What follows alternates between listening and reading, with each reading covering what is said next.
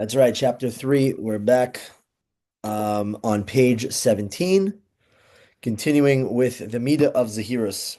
So we broke down last week in the first chapter an introduction to Zahirus, which is basically what self-awareness is, to be not just cognizant of, but like proactively observant over your conduct and your affairs, watching the things that I'm doing, surveillancing them, studying them, and contemplating what am I doing, as to not live your life just going out of habit, going in autopilot, so to speak. Like we're just chilling and cruising through life, not paying attention to things that are happening. A person who does that inevitably is going to end up in trouble because you're not going to realize when something good or bad, when opportunity. If the entire crux of life is free will, as we talked about in chapter 1, where you're supposed to exercise your free will, yet I am so oblivious that I don't even know when I'm in a free will battle, it is impossible.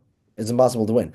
You're not going to win at the game of life by cruising on autopilot. It just won't go, be that way. So where do you start? You start by being aware. You start by asking those questions. You start by opening your eyes and your mind and starting to be a little bit more attentive to the life that you live. So let's take it one step further. Let's get a little bit deeper and look at the actual functioning of being self-aware, of vigilance.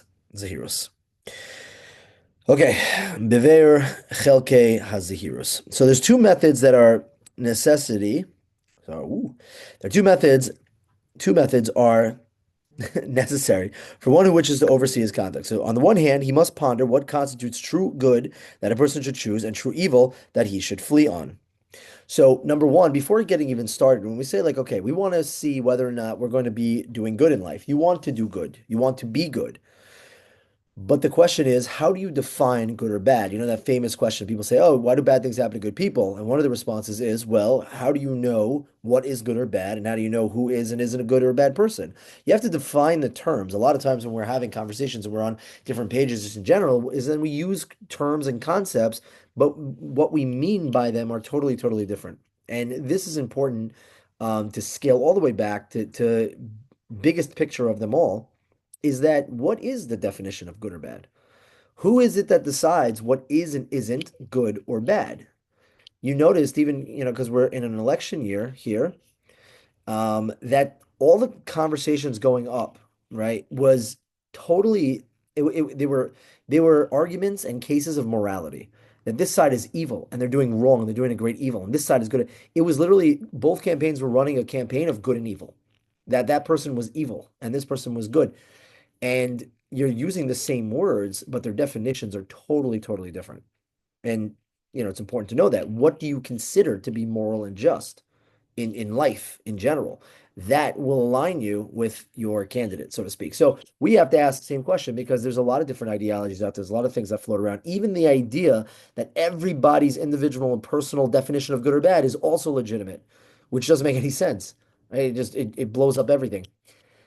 There is so much to talk about on this topic, but the real question that people need to answer, I guess, for themselves, the broader question is who decides what is good and what is bad? Now, there's really only two options that I can think of, really. There's really only two options to the question of who is the architect of morality. Either it is a one true God, who we said is perfection, definition is perfection in and of himself. Either there is a true God who created this world and architected morality, and there is an objective uh, definition for good and bad. There is good, and there is inherent evil, and there is inherent good, and that has a definition that's not so much, malleable. Or the alternative is it falls into the hands of humanity or the universe, right? But then humanity is who are the kings of the jungle, we are the top of the pyramid, then humanity gets to define what is good or what is bad. And now here's the case I'm going to make against that. If you haven't thought about this topic, it's a great thing to think about. But here's the case I'm going to make for this discussion. That if it falls in the hands of man and you have mob rule, majority rules, where humanity and society can dictate what is good, what is bad, what is right, and what is wrong, this is what has led to some of the most horrific tragedies and horrific bloodshed of all time. Think about it. Does anybody who goes out and commits atrocities look at themselves as an evil being and an evil movement. Like, you know how like in like the superhero movies, the villain is really a villain and he's like, yeah, I want to go out and do bad and do wrong and evil. Now, I'm not talking about some sick moronic person who shoots up a school or a mall or something like that. I'm talking about countries, leaders, the Stalins and the Hitlers of the world, did they think to themselves, I am evil and I'm going to go out and commit? Or did they think they were the great saviors? Did they look at themselves as messianic figures who were righting the wrongs of the world, who were setting the world, straight in its crooked ways? And the answer is obviously they thought of themselves as good. Communism, by the way, which is responsible for more death and bloodshed, one of the most greatest evils of humanity, communism, is all in the name of morality, right? The whole pitch of communism is to care equally about every person should be serviced in a certain way, and yet it was responsible for an obscene amount of death, over 100 million people slaughtered between Russia and China, in the past 100 years. So it's all done in the name of morality, of what is good and what is just in this world. So when there are people who are steering that and they get to say, this is our morality, like again, do you think Hamas thinks of themselves as the evil villain in the story, the grand storyline? I'm in their group chats and their Telegram chats, and they think of themselves as the holy, just, supreme fighters in the name of Allah, and the swine, America, and the Jew, who are the great dirty. That's what they think of themselves. That's literally what they think. They think they are doing good and just. They're doing what they're doing in the name of what is good and just in the world. Okay, that every time that they slaughter a man, woman, or child is like some great justice. That's how they think. Not everybody thinks with the same type of ideology as we do. So, if it's in the hands of man, and by the way, this is also that like when it comes to like values and morality, like when you're even talking even today, and you have all these conversations back and forth of like people losing their rights and what is happening with the LGBT community and what's happening with immigrants, and right there's everyone has their opinion as to what's right and what's wrong, and they run based off thinking that is the morality. Now, the problem is again when you put it into the hands of humanity, there's a big problem. Okay, because then if the majority rules, then nobody, no human being, what makes Hitler or what made Yahya Sinwar, Yamach Shemam V'zichron, what made his opinion and his outlook in life and morality any more credible or legitimate than any of our rabbis? If they're a human being and our rabbis are human beings, which human being gets more of a say? Is one human being more supreme than the other that they get to dictate morality? No.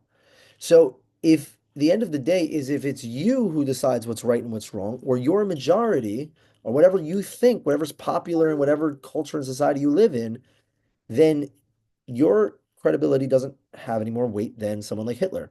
You have no right, in short, to look at the Hitlers of the world and Hamas and say, you guys are evil. If you believe that humanity is in the reins and control of what morality is. If we're the ones who decide, you should know there are far more radical Muslims out there than there are Jews in the world. Far more. There's hundreds of millions of them out there in the world. Okay, so does that give them, then technically we're in the minority, so maybe we are wrong. Your opinion and Hitler's opinion are of equal credibility if we say that it's that morality is in the hands of human beings. The alternative is that there is an architect of morality, and then that God is the one who dictates what's right and what's wrong. And I'll take the trouble, I'll take the little moral dilemma even one step further, because here's really the problem, is that when we look at our history and we look at our Torah, and we are able to take certain things and frame them in certain ways. For example, most relevantly, the war right now, the war that we're fighting against Hezbollah and Hamas, we're looking at it and say, okay, one man's hero freedom fighter is another man's terrorist. According to them, we're the terrorists. And you look in their chats and they go, oh, we killed another terrorist today when they're talking about an IDF soldier. That's what they're writing. And we write, no, we killed another terrorist, and they're highlighting, oh, this person was a hero and blah, blah, blah, blah, blah, blah. There's a lot of campaigns that we went out there where we think we're fighting a just war, but it depends on which angle you're looking at it from. Let's go back to let's go back to the story of Hanukkah, since Hanukkah is coming up in a couple of weeks, the Chashmonaim. Now, with these, if you were a Greek citizen or you were part of the Greek government, how would you have looked at as the Chashmonaim? What would you think of these of these Maccabim? You would think that they're terrorists. You would think that they're absolute terrorists. They're going around slaughtering people, right? They were killing Jews also. These menace, they were hiding out in the Judean hills, going around killing other Jews, killing Greeks, and pushing back. They were looked at as terrorists. I'll share with you an exchange that I had with one of my professors in college, a self-hating Jew, obviously, but I had a conversation with him, and I was learning. We were in a course for it was the history of Jews in Islamic lands. Now, naturally, since we're in Islamic lands, they had to teach the history of Muhammad, who are now on a draw, apparently. And he's teaching the class and he's going through literally what this guy is, and they're talking that yes, and he had all these concubines, he had, all these minors, he had a lot of these like underage sex slaves essentially, but they were his wives.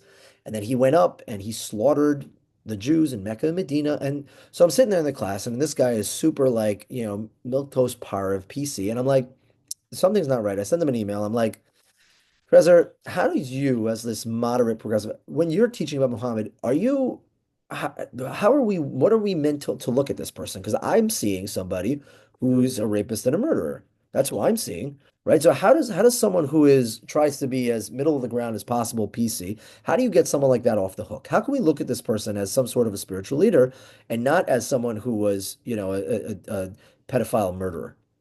And his response was, well, if we're going to condemn him killing in the name of God and doing things in the act of God, then we have to look at the Bible, for example, like Joshua, and we have to also apply the same sort of reasoning to those scenarios. And you know what? He had a point. He had a point. Joshua, in the name of God, enters the land of Canaan and slaughters the indigenous inhabitants, man, woman, and child. I mean, we have countless stories all over Tanakh of Jewish people going out there in the name of Hashem and going and slaughtering people. So when 9/11 is actually celebrated by more human beings on planet Earth than it is looked at as a travesty. Again, looking at the, population in the West, we're a lot smaller than the population out there in the Middle East. So so is it good or is it bad? One guy says it's good, one guy says it's bad. The answer why there must be a God out there who decides what's right and what's wrong is because of that very problem. Because yes, while on 9/11, in the name of God, in the name of Allah, they went out and killed over 3,000 Americans in New York City, and in the name of God, Yeshua enters the land of Canaan, and we look at that as a great mitzvah and a great conquest. And we read Parsha Zachar, and we talk about things that are genocidal in nature, that we're supposed to wipe out the memory of Amalek, and that we come once a year and we don't forget no matter what that we're gonna. So okay, you can play it both ways. You could play it both ways if everything is legitimate and everything is credible. But the true answer to those sort of difficulties is one was right and one was wrong. Because if one's doing something in the name and the act of God, no individual act is right or wrong, right? Murder is wrong, killing is not necessarily wrong when it's justified. Who justifies killing? It's justified by God. When God says that this is morality, when there's evil in this world, when you're supposed to go out and you're supposed to wipe out evil that exists, that makes it good, that makes it just. And without that, it can't exist. So anybody that you know who operates on their own sort of moral compass, I was teaching a class in Maimonides last year, and collectively the ninth grade class decided, I think I shared this before, that you're permitted to steal from a big chain store, but not from a boutique shop, because the boutique shop affects an individual, but if I shoplift from Target, it's okay because it's a big corporation, right? So they decided to come up with their own moral compass on this one, which is kind of interesting. But right, so okay, great. If you're defining morality, what makes sense to you? No, morality isn't something we inherently figure out. Morality is something that we learn. It's something that comes from the Torah. God teaches what is good and what is bad, and God Himself is the ultimate source of good, and His laws being perfection. And we have to work on ourselves to follow that path. So when we're faced with some sort of a challenge, an innate challenge, where we are really attached and married to some crazy moral political argument that's being argued about in the election year. At the end of the day, what does Hashem have to say about it? Is it clear? Is it not so clear? But if it's clear, I mean, what are we even talking about over here? What are Jewish values, right? That's why religious Jews, I would say 99% of them this time around voted for one candidate, while the ones who vote for the other side of the aisle have little to nothing to do with any Torah values at all, because they will make it up as they go. They'll follow whatever the trend is, whatever they deem to be morality. They're following themselves. They essentially there's not a God over them, it's them over them. They're God because they're able to look at certain laws in the Torah and say, this doesn't stim with me. This doesn't resonate with me. I don't like it. I'm going to go in another direction. Either, I mean, that's the whole mission in life is to submit ourselves to Hashem. But Hashem is the architect of morality. He's the one who decides what's good, what's bad in this world.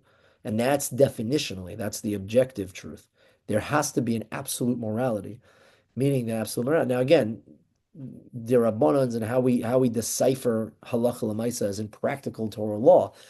But the values and laws and the overall, the overarching definition of what is right and is wrong belongs in the hands of Hashem. And the reason I spent a little bit of time on that is because I think it's fundamental that when we're going through our lives and we're in search of the truth and what is good in this world, because we're good people and we want to do what's good, we want to do what's right. Giving charity is not a good because it makes you feel good and because it makes sense to you. Giving charity is good because Hashem deemed it to be good, deemed it to be true, moral, right? Honoring your mother and father. That's not just something that, oh, it makes a lot of sense. So everyone in different cultures, even non-Jews, everyone picked up on that. It makes sense to everyone. The only reason it's a good thing to do is because Hashem dictated it to be so. It was etched out to be a morally, objectively good thing to do. And therefore it's good. And that's how we define right and wrong. It's something we learn. It's something we take, and then some things make a lot of sense. Pleases and the thank yous. Some things make a lot of sense, and sometimes we're challenged with certain things where it's like, that one doesn't sit well with me. But at the end of the day, are you able to put yourself aside for Hashem's morality? He's telling you that this is a good thing to do, and we should never, ever, God forbid, be in a situation where we say, like, yeah, but like I don't hold of that. Are we talking about, one of God's moral laws? I mean, what does that mean? And it could be an emotionally charged situation, and a lot of people hijack a lot of these topics, but at the end of the day, right? We can't put ourselves over above God. Hashem made this world, and different societies will have different things that they think are more or less important, but morality exists within the hands of Hashem, and we have to ask when before we're looking at something is good or bad. So back to the beginning. So a person, on the one hand, has to ponder what constitutes true good that a person should choose, and true evil that he should flee from. How does one figure out what's good or what's bad? A person has to be well learned, right? It's not just enough to oversee your con. If you're like, okay, I don't know what is good and what is bad, so how can I know whether or not I'm which direction, which camp I'm moving into? So that's the first thing is just being able to define the terms, which I think I have. God is the one who decides what is good, what is right, and what is wrong. I mean, that's something that's so fundamental and yet so much forgotten nowadays. Yeah, right there. Okay. On the other hand, he must see if his own deeds are good or evil. This applies both to deeds at the time of the performance and deeds in the past. Okay, so two levels over here. Number one is we have to determine what is the definition of good or bad, and then once we have that definition, then we look at our lives and we say, okay, am I good? Am I bad? And yes, intention is more important, but intention inevitably will lead to good action. Inevitably, once a person works on themselves. It's not a perfect system, but it will inevitably lead to that time. So when you look at yourself and you say, am I a good person? Meaning, do the things that I'm doing, do my actions, do my words, even do my thoughts, are they in line? Are they consistent with Hashem's morality? That's really the question, right? Am I a good person? Well, you can look at a person and say, okay, am I striving to follow in the ways of Hashem? If you have that type of awareness, okay, great. Then great. And the two things here that I love, which he's going to break down, is that when you're examining your deeds, it's not enough to just look at today, hey, is what I'm doing right now good or bad? But a person also should sorry, their past deeds. You got to look at yourself and say, okay, what are the things that I do? What are the habits that I've formed? How do I treat certain people? You have to look back at yourself and say, okay, I'm really evaluating on a deep level my conduct, who I am and what I am. And this requires, obviously, we said, etching out time to be able to do this because this is a lot of mental work and it could be exhausting. At the time of their performance, when he's about to do something, he shouldn't perform any deed without weighing in the scale of the aforementioned principles, right? So this is called preemptive awareness. Just gave it a name. Why not? Meaning that, and this is a skill set that you can condition yourself to do. It means that it means that you're moving away from operating out of rote, out of habit, and actually starting to be able to train yourself to have that little thought process happen before you do anything. Right. So, once you get to this point, it's amazing. Imagine you stop speaking freely. Imagine you every time before you open your mouth and you're about to respond, there was just that little voice in your head that said, "Okay, let's make sure that we're being very, very calculated in our response, very cautious, that we're not saying anything that's wrong or inappropriate." Right? Let like before it comes out, before you go out and do something, that there's a voice you've trained yourself to stop and say, wait a minute, what am I about to do? Is what I'm about to do good or bad? Now, by the way, how does a person help with this? They set up reminders. Reminders is key for this. When someone's working on themselves, that they write themselves, they write on their hand so that they can see it. They make it the background of their phone, things like that. In fact, a mezuzah, what's a mezuzah? A mezuzah, to protect the shari, the Pesach of the Bashar, to remind a person when they walk in, what's inside it? It's Shema Yisrael, Shem Elokeinu Shem Echad. It's to remind you that whatever it is I'm about to do in this room, remember that there's an Hashem. Remember that there is still the architect of morality who's out there. And before, what am I about to do in this room? You have these reminders set up all over the place. Obviously, it's more relevant for guys than it is for girls. We have the kippah, we got the tzitzis. Why? Because we need more reminders. We can get carried away in our lives, and we constantly have to be reminded. But a person has to remind themselves before I do whatever it is I'm about to do, is what I'm doing aligned with the definition of good and bad, right and wrong, evil and just. So that's the first thing. So at the time of the performance, you should weigh out the aforementioned principles, right? Weigh and say, where is this taking me? Regarding past deeds, he should recall all the deeds and weigh them on a scale, on the same scale, as well on the same scale. He must observe, oh my God, I can't speak, what they contain of evil to reject it and what is good to preserve it and strengthen it within himself. If he finds within them any wrongdoing, he must contemplate and investigate to determine the tactic he should use to turn aside from the wrongdoing to cleanse himself of it. Okay? So this is when you look at your past deeds, you look back and you say, okay, these are the things that I do. You have to be able to call yourself out and say, okay, it's not good that I do this. And by the way, people know, in life in general. How many times have you heard a girl say, like, ugh, I know I keep doing it, but I shouldn't? Like, it's like you're aware of it, but like, are we really taking a serious approach to try to eliminate that type of behavior? Ugh, I always do that. Yeah, that's a do it. I know it's not good, but that's just what I do. When you look back and you say, okay, let me take a serious look at the things that I do, and then let me create a strategy. How do I stop myself from continuing to do that type of stuff?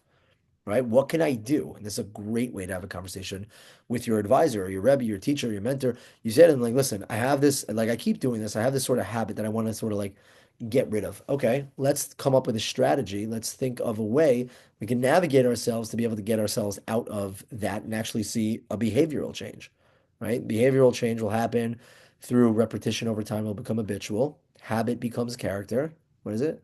Yeah, action will become habit. Repetitive action will become habit. Habit will become character, ultimately, who you are. So you look back at your past deeds and you say, okay, I have to identify what is bad, what is wrong here, and then I need to create a strategy to get out of it. Now, just like in everything in life, we're supposed to amplify the good and eradicate the bad. When you look at yourself and you say, okay, these are the things that are wrong with me, and you work to get rid of them, you also have to be able to highlight, as he says, the good, preserve it and strengthen yourself. If you're able to, sometimes some people have a hard time with this because they have like this false sense of humility, but really they're insecure, right? Where they're reluctant to recognize the things that make them special. Drives me absolutely crazy. Whether you like, oh, everyone tells me that, but that's not true. And it's like you think Hashem is excited when you just go like you're a really kind person. No, I'm not. I'm just not such a kind. Like you think God's sitting there going like, oh, what a tzaddik, I love it. Look at that. She's such a heart of gold, and she can't even give herself any recognition.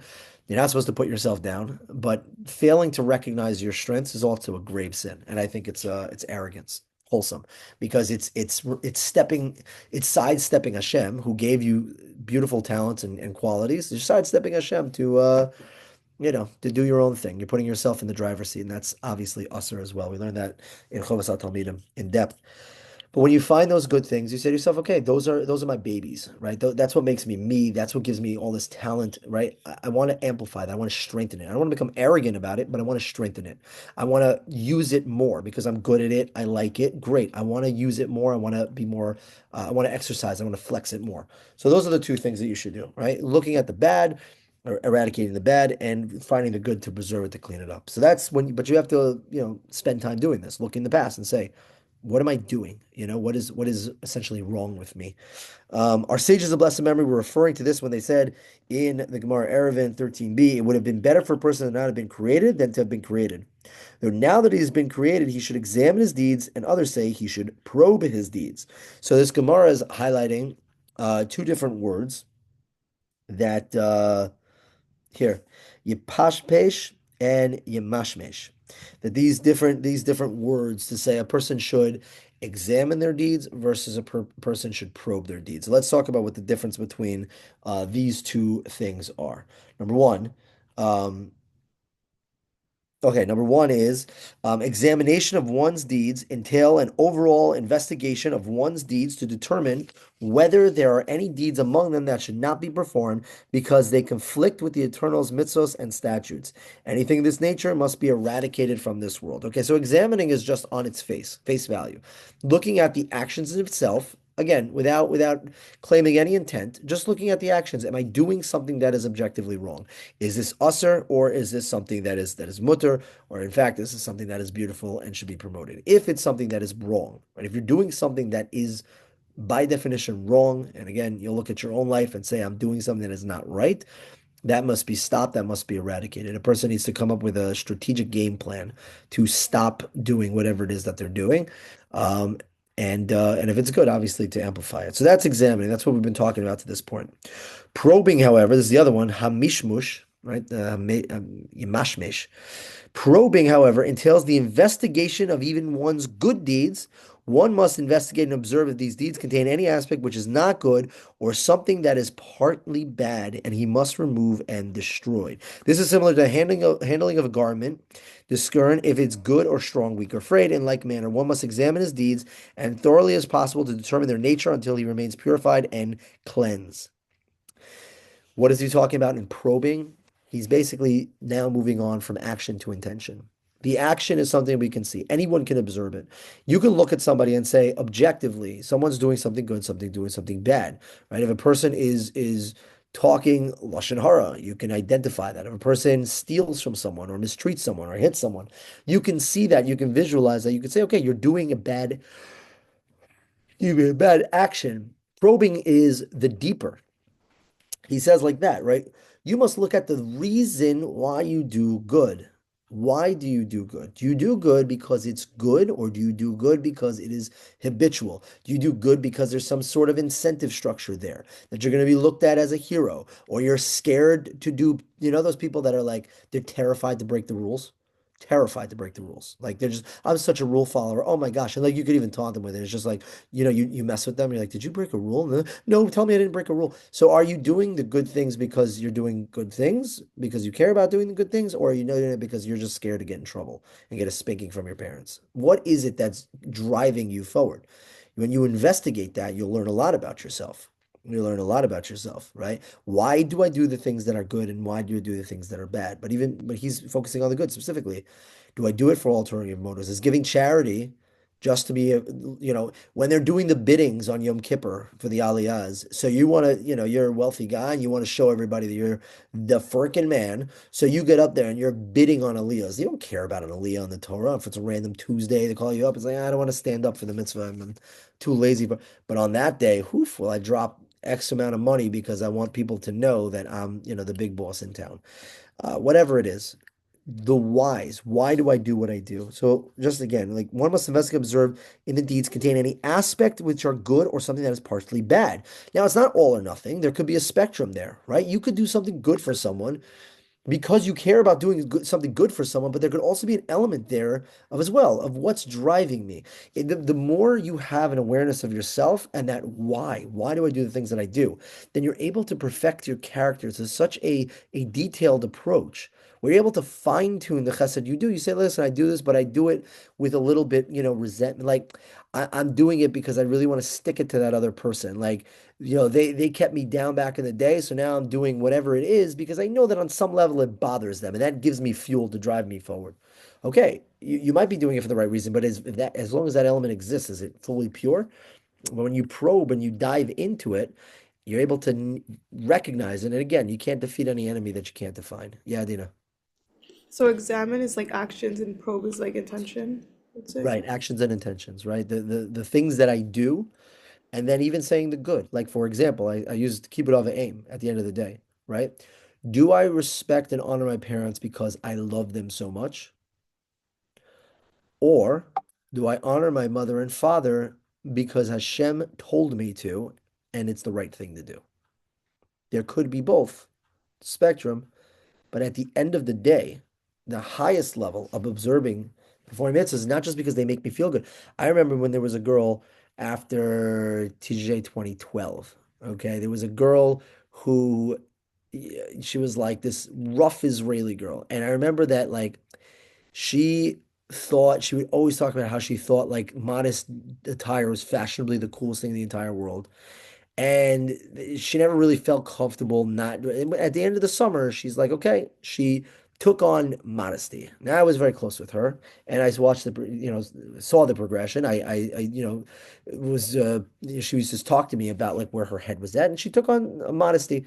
She wasn't so growth oriented and she wasn't so interested in growing even in her Yiddishkeit, but she got, oh my God, on Shabbat Tonim, shout outs and rewards and positive, great reinforcement, and she ate it all up, right? Every single person, she was the role model for it on the pedestal and the inspiration for, and always like at the end of the day, like because it bothers a person, like when one person knows like what's really going on deep down, yeah, and you know, I was just like, listen, you're not fooling anybody. If you want to grow authentically, find the things that you struggle with, that what's driving you. It's just if I'm doing this is because it's just naturally easy and I really like and connect to it. It doesn't mean that it's a bad thing. It's a good thing that you're doing.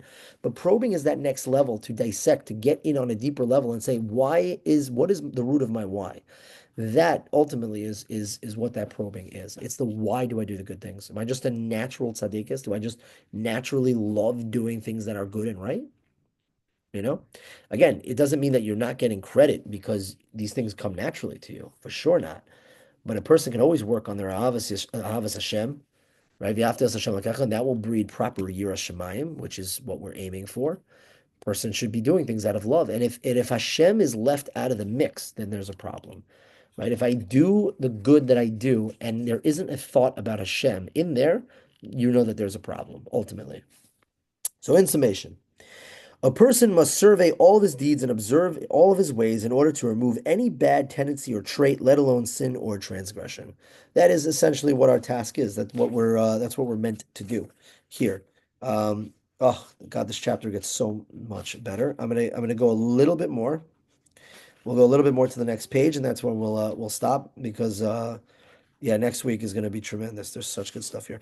Okay, so it's also necessary that man is meticulous in the ways and he weighs them daily, like a leading merchant to do when he assesses his undertakings to prevent their business from falling into ruin. One should schedule a fixed time and hours for this rather than doing so randomly to adhere to them faithfully because there is so much at stake. Okay, if I haven't mentioned this before, that this is obviously you want to be proactively doing this throughout every single day, checking in, being aware.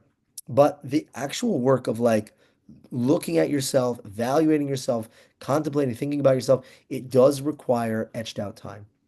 Right? You don't want to get too caught up in the flow of life, like we said last week, where you're overworked and overwhelmed, that there's no time for it. We're talking about 5 minutes, right? I used to do it when right before I went to sleep. I would lay there and I would think about my day. Right? For some people, it's the best time. Maybe some people in the morning. You want a time where you're not doing anything, you know, driving in the car, maybe if you're good enough of a driver that you don't have to focus to that degree. But there has to be time etched out, a set time, not doing so randomly. If you want to be successful in this, it has to be invested in. Because he says there's so much at stake. What's at stake? You, ultimately. Our sages of blessed memory have explicitly taught us the need for this type of evaluation. And this is what they said of blessed memory. They said on the verse, therefore, The algorist said, come to a calculation, cheshbon nefesh. And therefore, one who rules over their evil inclination, they will say, come and evaluate the balance sheet of the world. A play on the word cheshbon, which refers to an Emorite city, which could also mean a balance sheet. The loss of a mitzvah versus its gain, and the gain of a transgression versus its loss.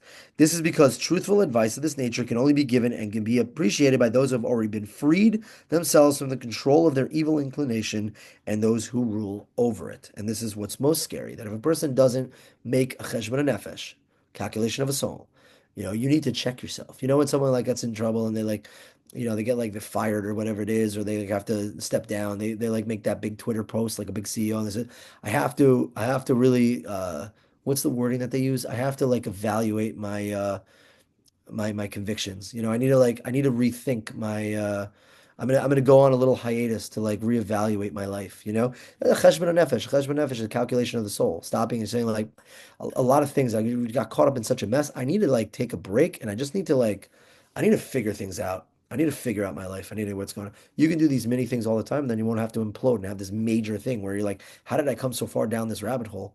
The person stops and they think to themselves and they make it a part of the repertoire, then they're able to avoid that. One who remains imprisoned by his evil inclination, by his Yitzhar, can neither see nor grasp his truth. His evil inclination literally blinds his eyes, and he is like someone who walks in darkness and cannot see obstacles before him.